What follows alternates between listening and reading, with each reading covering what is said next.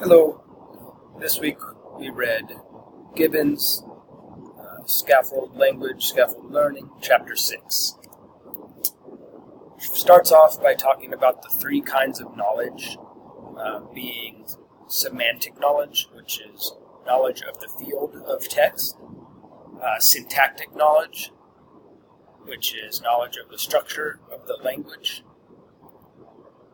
and graphophonic knowledge is knowledge of the relationships between sounds and letters. And she gives a few examples of that in the text, where semantic knowledge is knowledge you have in your head, and syntactic knowledge, she mentions an example of there is one puppy, there is another puppy, therefore there are two, and you would fill in the blank with puppies because we have the knowledge of the English language. Next, she goes to talk about the issues with English language learners.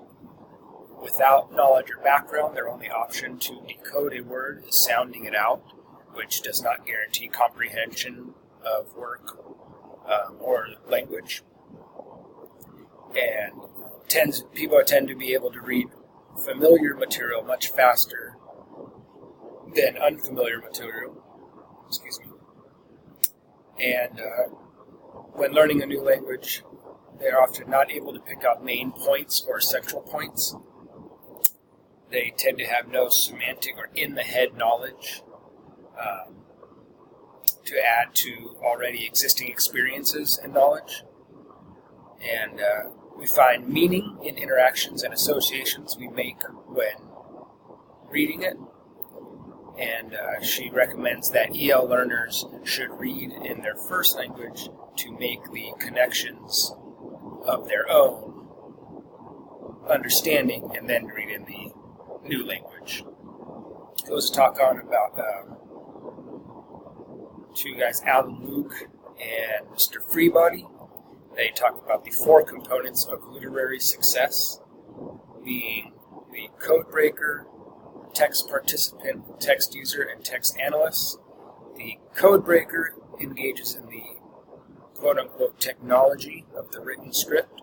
The text participant connects with the text in their own content and in-head knowledge. The text user, text is applied in other ways, talking with friends or referencing it in other academic papers. And a text analyst reads the text as a crafted piece of work, reading critically and understanding beyond the words. Goes on to talk about reading activities, which should be fulfilling two main objectives, that is to help readers understand the text and help readers develop good strategies to be able to read other texts, which is implemented by three things: what you do before the reading, what you and the students do together while reading, and what you do after the reading. So before the reading, should be familiar with the reading topic and think of how to address things that are foreseeable, unfamiliar topics for English language learners or potential language barriers within the reading. And should also prepare students for language and conceptual struggles, remind them of what they already know, and support their predictions. During the reading, we should help develop skills as a reader, engage readers with text through different styles of reading. For example, jigsaw, shadow reading, group reading, sharing, etc. Help students understand how to read more effectively themselves. And one skill is skimming first helps identify concepts, and then going back and rereading for detail helps facilitate a more complete understanding of the material. And then lastly, after the reading, having students respond helps with their comprehension. Use the newer text they've learned in other ways to solidify the info in their minds. Allow students to respond in their own ways creatively, for example, timeline, story map, etc., and then help students focus more on the information from the text.